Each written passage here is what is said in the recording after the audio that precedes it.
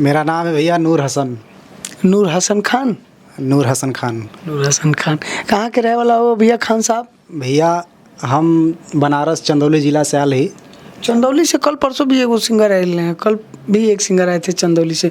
अच्छा, तो चंदौली मतलब प्रॉपर आपके चंदौली ही पड़ला कि हो? चंदौली साहबगंज भैया, चंदौली साहबगंज हमारा घर है। और हम यहाँ पुणे के 40 किलोमीटर दूर तलेगांव से नौला खुम्बरे गांव है, वहाँ हम रहिला, कंपनी में काम करीला भैया। और बचपन से लेके आज तक गाना गावत आल ही। आ भैया का यूट्यूब पर देखली गाना, सब कुछ देखली, मन में आलसा लगल कि चली यार देखी। गईले ही गाना भैया, बहुत स्टूडियो में गाना गईले ही, लेकिन एक बार अब इंजो भैया के नाल ही देखल जाते कैसन गाना बनत है। आ गाना हम भैया खुद लिखले ही। आ भैया म्यूजिक भी बढ़िया बनैले हुन। आ विश्वास बा कि बढ़िया एकदम बनी। आ बनी तब फिर देखल जाइए।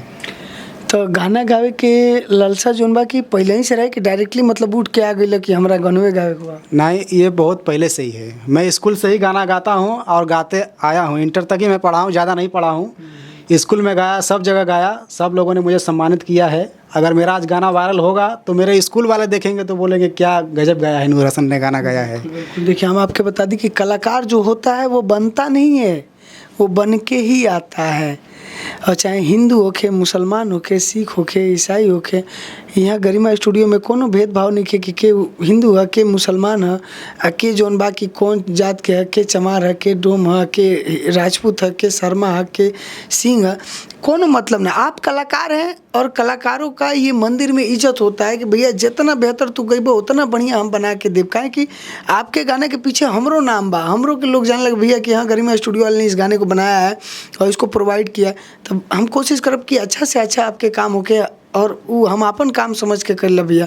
पैसा कोनो दिक्कत नहीं, पैसा देखा दुनिया में बहुत जगह तू लगैले होगा और पैसा हर जगह लागेला, अपनियो यहाँ लागेला, ऐसा कोनो बात नहीं है कि हम फ्री में करके दिला। लेकिन कहले के मतलब रिदम प्रोग्रामिंग बा, प्राइम बा, मेलोडी बा, क्रिएटिंग बा, रिकॉर्डिंग बा, मिक्सिंग बा, मास्टरिंग बा। रोजी रोटी खाती आदमी मेहनत करता, सीख ले बा, तो वही से ना मेहनत कर 10 रुपया कमाई। और आप जो पैसा हमको देते हैं, हम भी पैसा सब बांट देते हैं, सब लगाने में चला जाता है। तो कोनो गाना बढ़िया सुनाओ भैया, कोनो गा के ऐसा कोनो गाना जो पहले गईले होगा ओकर कोनो एगो मुखड़ा उखड़ा सुनाओ। पहले गाना भैया अभी हमारा 10 दिन पहले गाना आयल है। यहाँ से नहीं बोला भैया, मुंबई मंत्रा स्टूडियो है। अच्छा। वहाँ से हम रिकॉर्ड कैले ही गाना तो गईली वहाँ, तो कहली कि भैया हम पहली बार गावत थी। अच्छा। तो गाना हम गाई तो पहली बार समझ को वैसा उतना खास म्यूजिक नहीं बनाए हैं। वो सोचे कि पहली बार आया है, इधर उधर बजा दिए, लेकिन गाना मैंने खुद उसको भी लिखा है। इतना अच्छा गाना है, यूट्यूब पे आ गया है, सुनिएगा, जैसा भी रहेगा आप लोग उसको रिस्पॉन्स करिएगा। वो गाना है।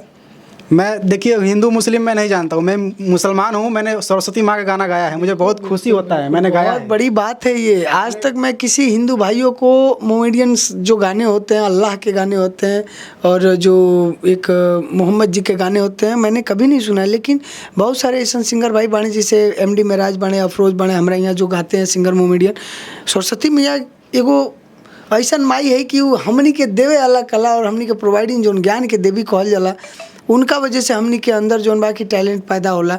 और हिंदू मुसलमान देख के वो कला ना दिली। ऐसा मुसलमान गायक कलाकार बने जो आज धरती पे नाम करते हैं। सलमान खान के नहीं जान, शाहरुख खान के नहीं जान, तो वो लोग भी सरस्वती जी को मानते हैं क्योंकि वो टैलेंट की देवी हैं, वो ज्ञान की देवी हैं। तो गावत नहीं वो बढ़िया गाना, वह गाना आप लोगों के हम सुनावा थे। ए सरस्वती मैया जग जननी, ए सरस्वती मैया जग जननी, तोहरा द्वारे भिखारी आइल बा माँ मोरी माँ, माँ मोरी माँ। सुबद बसंत शोभे हंस की सवारी, हथवा में बीड़ा शोभे जग की मतारी। सुबद बसंत शोभे हंस की सवारी, हथवा में बीड़ा शोभे जग की मतारी।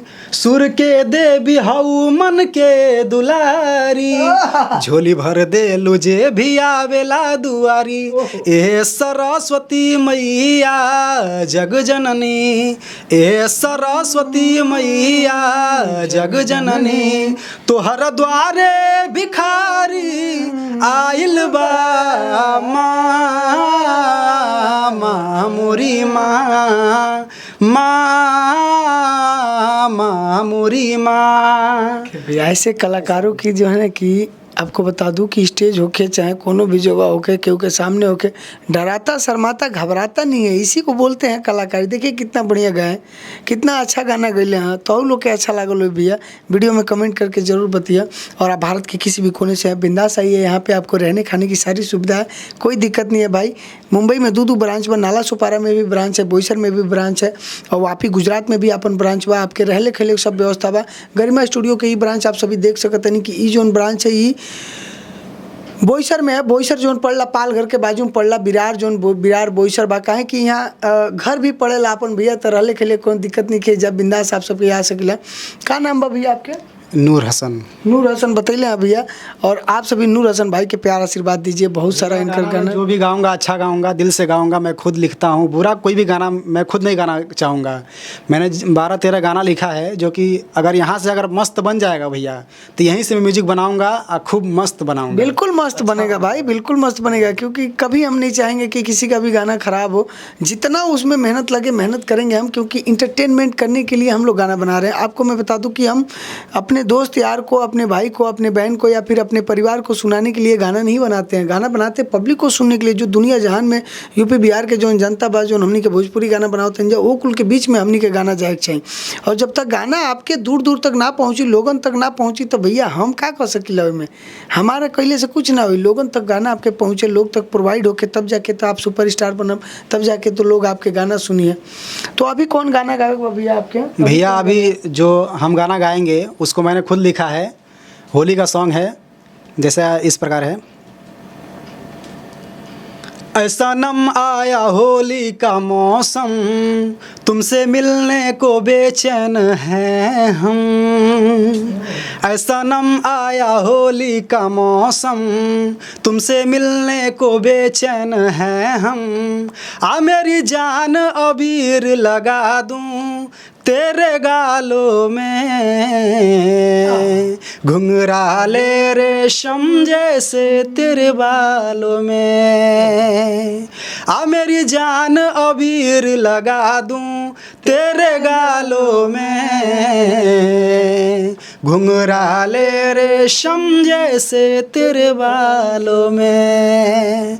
मैं तो तुम पे मरता हूँ, प्यार तुमसे करता हूँ, मिलने को बेचैन ए जानम, प्यार से आहें भरता हूँ। आजा होली में मिलने तू आजा, आके दिल के बेचैनी मिटा जा। आया है दिन सालों में, आ मेरी जान अबीर लगा दूं तेरे गालों में, घुंघराले रेशम जैसे तेरे बालों में। यह है गाना मेरा दोस्तों, जो कि मैं अभी रिकॉर्ड करूंगा। देखिए कैसा बजता है। अभी इसको थोड़ा मैं प्रैक्टिस करूंगा दोस्तों। घर से करके आया हूँ, लेकिन फिर भी यहाँ करूंगा, तब गाऊंगा। बिल्कुल बिल्कुल, बहुत बढ़िया है। और इतना प्यारा ये गाते हैं, इनकी आवाज़ बहुत प्यारी है, बहुत मधुर है। मोमेडियन लोग की आवाज़ बहुत प्यारी होती है। मैंने बहुत सारे सिंगर को सुना है, कव्वाली जो गाते हैं, जो गज़ल गाते हैं, जो लोग मतलब कि आपको बता दूं कि आप सुने होंगे कव्वाली बहुत सारा है कि अल्लाह जानता है मोहम्मद का मर्तबा। मेरे को बहुत पसंद है वो गाना। और जो वो लोग होते हैं, जैसे कि अभी राहत फ़तेह अली खान है, राहत फ़तेह अली खान के जो पिताजी थे मोहम्मद राहत फ़तेह अली खान, पता क्या नाम है, लेकिन बहुत प्यारे गाते हैं। एक अरमान मलिक हैं, और प्लस एक ये क्या नाम है इनका यार, एक और सिंगर बने ना, सलमान अली। बाप रे बाप, क्या गाता, इतनी कम उम्र में इतना गजब का वो गाते हैं। सलमान अली, शोएब हो गया, और बहुत ऐसे कलाकार हैं, बहुत सारे लोग हैं। तो देखिए ऐसा कोई जरूर नहीं है, मेहनत करबा तो भैया जरूर तारा फल मिली। माई के पेट से थोड़ी सीख के आइल बने भाई, जोन गावत है, जोन हम गाइला चाहे जे भी गावेला, माई के पेट से ना सीख के आवेला। मैं यही बोलना चाहता हूँ, जो भी गाना गाना चाहता है वो पहले एक मोबाइल पे ऐप्स आता है स्टार मेकर, उसको डाउनलोड करे और उसको ईयरफोन लगा के गाए कि मैं कितना अच्छा गाता हूँ। जितना अच्छा गाना आप उसको Experience मिलेगा एक्सपीरियंस आपको मिलेगा। मैं उसी पे प्रैक्टिस करता हूँ, उसी से मुझे ये सब मिला है गाने के लिए। बिल्कुल बिल्कुल। उसमें क्या होता है, आपको जो म्यूजिक मिलेगा, म्यूजिक मतलब कि कैरोके मिलेगा ऑलरेडी। जो पहले पुराने ज़माने के जो गाने हैं, चाहे पहले का जो गाना है, जो भी गाने का आप कैरोके ढूंढेंगे उसमें आपको म्यूजिक मिल जाएगा और म्यूजिक के ऊपर आप गाएंगे ना तो आपको समझ में आएगा। लेकिन वो गाना जो है सिर्फ आपको रियाज और प्रैक्टिस करने के लिए है, मार्केट में निकालने के लिए नहीं है, ध्यान रखिएगा। उतना क्वालिटी नहीं आ पाता है, लेकिन आप गाएंगे तो आपको बहुत अच्छा लगेगा। उस पर आप प्रैक्टिस करिए, खुल के गाइए मैदान में, एकदम डराइए मत तन को। बिल्कुल बिल्कुल। चलिए ठीक है, बहुत बहुत धन्यवाद आप सभी को इस वीडियो को देखने के लिए, और मिलते हैं अगले नए वीडियो के साथ। तब तक के लिए हमारे चैनल को सब्सक्राइब कर दीजिए। Bye bye, love you, take care. और कैसे होती है रिकॉर्डिंग, कैसे होती है शूटिंग, ये सारी चीज़ मैं आप सभी को बताता हूँ। मैं अपना खुद चैनल बनाया हूँ, छोटा अभी चैनल है, अभी उतना भी सब्सक्राइबर नहीं है, 200 होने वाले हैं भैया, अभी 10 दिन हुआ है बनाया हूँ। रजिस्टर है, वेरीफाइड है? हाँ वेरीफाइड है, सब आपको दिखा दूंगा। जो भी दिक्कत रहेगा आप बता दीजिएगा, भैया को दिखा देंगे, सब बना देंगे। क्योंकि यूट्यूब चैनल आज के डेट में बहुत ज़रूरी है, बहुत इंपॉर्टेंट है। यूट्यूब से लोग लाखों लाखों रुपया कमाता। भैया महीने के 25-30 हज़ार हमारी इनकम, खूब बात है। यूट्यूब से खुद हम महीने के 25-30 हज़ार रुपया अभी कमा ली भैया, और आप सबके आशीर्वाद से ज़्यादा भी हो जाए कभी। काहे कि ऊपर काम नहीं हो पाओ सही से, अगर काम हुई तो और भी ज़्यादा पैसा आता है। क्योंकि 12-12, 13-13 चैनल है मेरा, 8-8 चैनल मेरा मोनेटाइज है। और आप सबके बता दें कि यूट्यूब चैनल से, फेसबुक से, इंस्टा से लोग बहुत पैसा कमाता। आप सब भी अपन खुद के चैनल बनाई, दूसरे कंपनी के चक्कर छोड़ दें। दूसरे कंपनी के ऊपर गाना गाएंगे आपको कोई फ़ायदा नहीं है।